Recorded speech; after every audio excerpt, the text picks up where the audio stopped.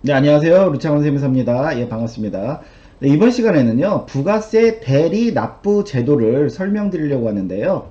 저희가 상가를 매매할 때 항상 발생하는 문제가 있죠. 사업 포괄 양수도로 할 거냐, 아니면 사업 포괄 양수도가 안 되면 세금 계산서를 주고받을 거냐.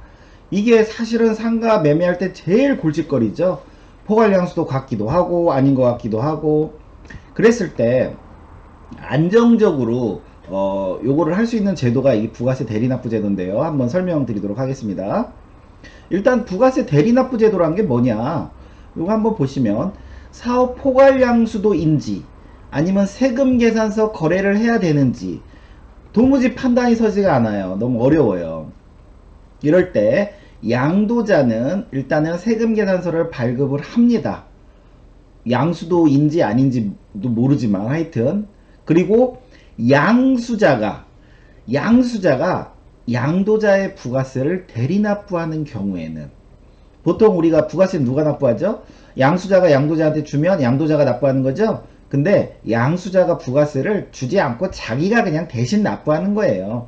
대신 납부하면 그런 경우는 재화의 공급으로 봐서, 즉 세금 계산서를 거래하는 걸로 봐서 양수자는 부가세 환급이 가능하다. 이런 내용입니다. 그래서 요거를 이제 또 구체적으로 설명드릴 건데요.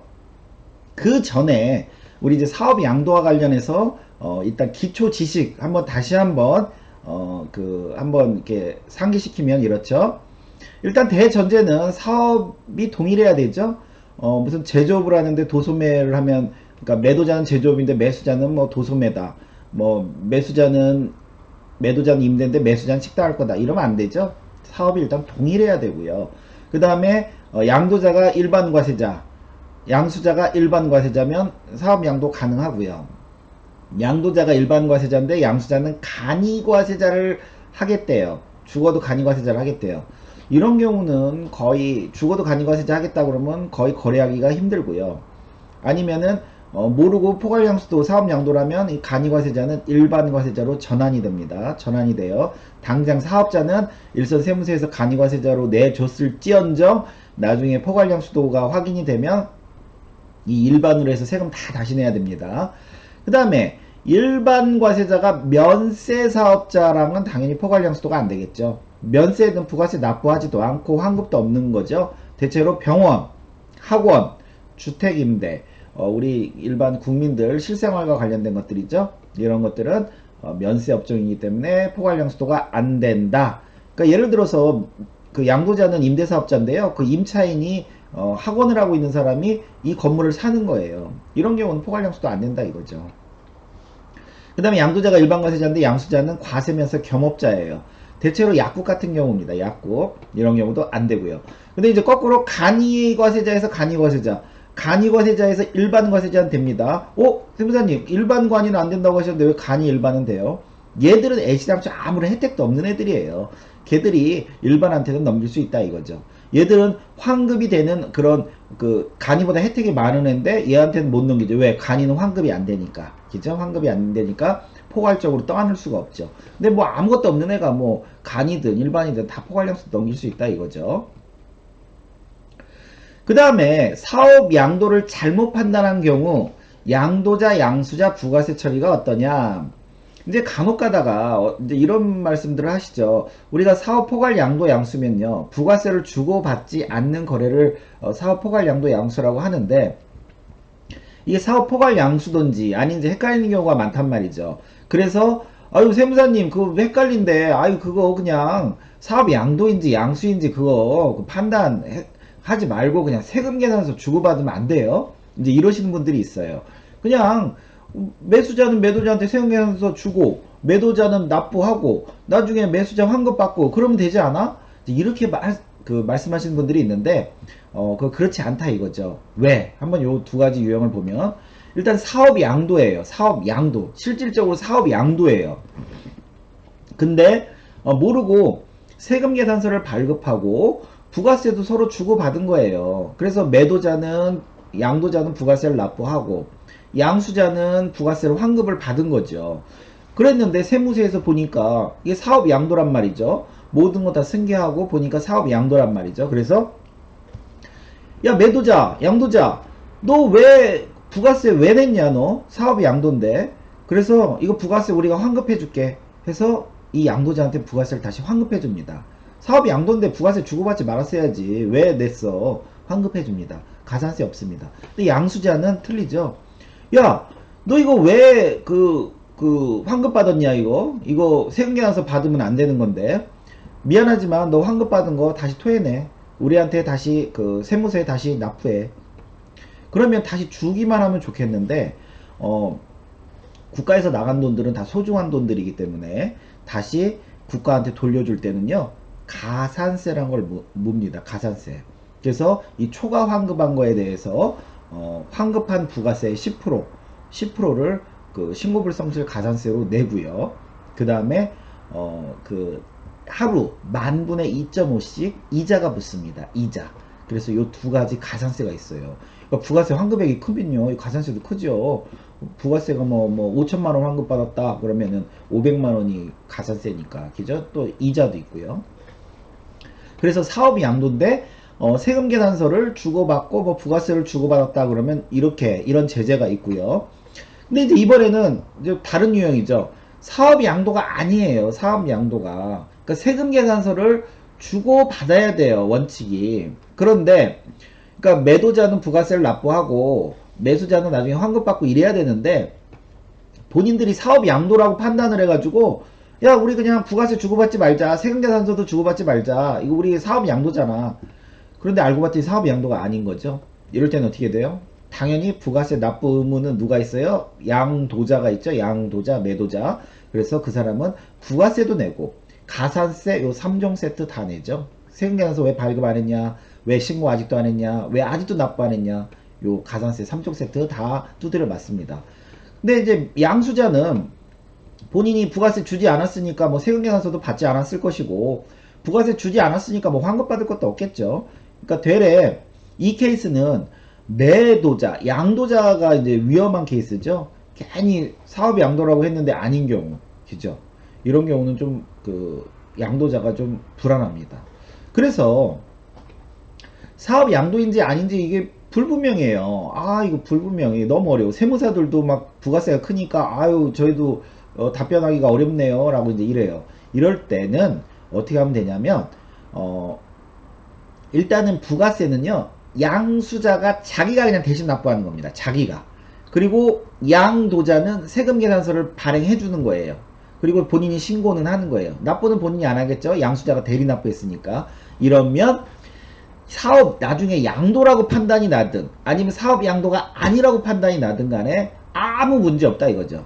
아무 문제 없다.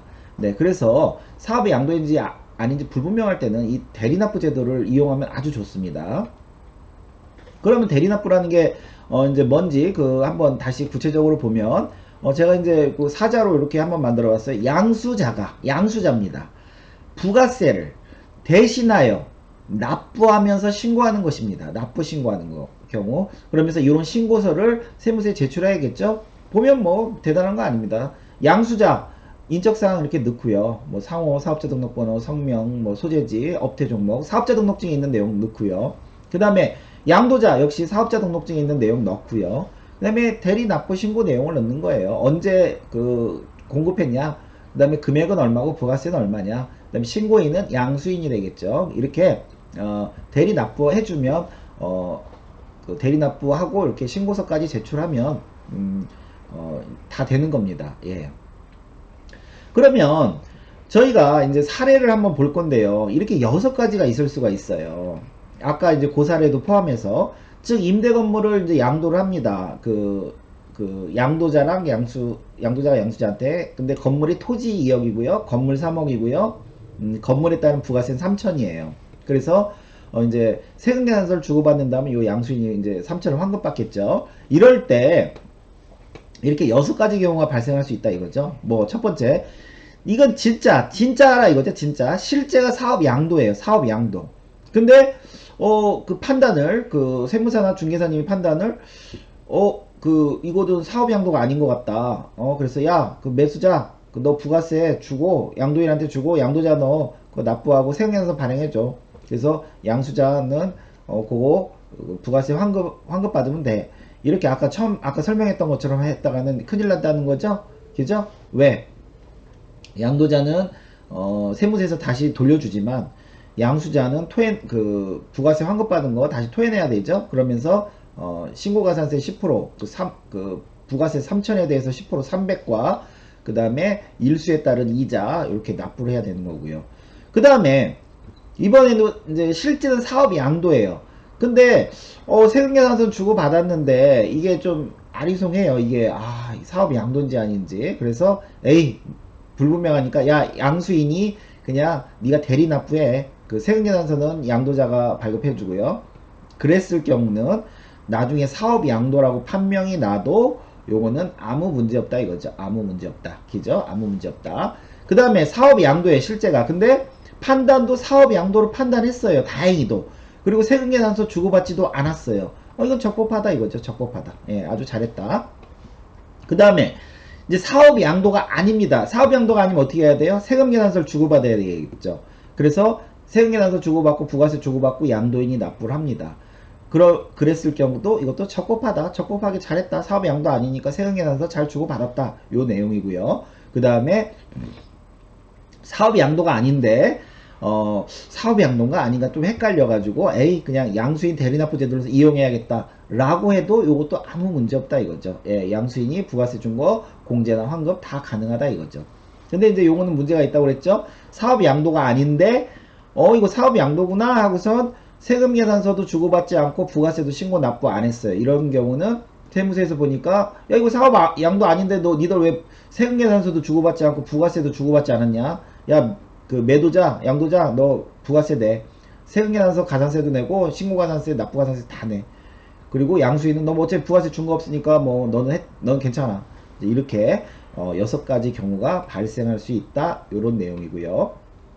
그래서 사업 양도와 관련해서 간단하게 이제 제 소견을 말씀드리면 실제 상가 관련 실무에서는 이 사업 양도를 판단하는 상황이 엄청나게 많이 발생합니다. 근데 이제 중개사님들은 이게 사업 양도인지 또는 아닌지 이거 판단하기가 어려워요. 그래서 이제 대체적으로 저희 세무사들한테 많이 물어보지만 뭐 전화상으로만 아니면 뭐 간단하게 핵심만 물어보다 보니까 이게 나중에 보니까 안 되는 경우들도 있다 이거죠. 그래서 그런 경우는 당연히 매도자가 부가세랑 가산세를 두드려 맞습니다. 그럼 이거를 자기들이 내면 좋은데 이런 거를 중개사님한테 책임 전가를 하는 경우들도 있어요. 아니면은 뭐 세무사가 잘못 판단했다라고 하면 그러다 보니까 그리고 또 이제 이게 사업 양도와 관련해서 어떤 동일한 케이스인데 국세청에서는 된다.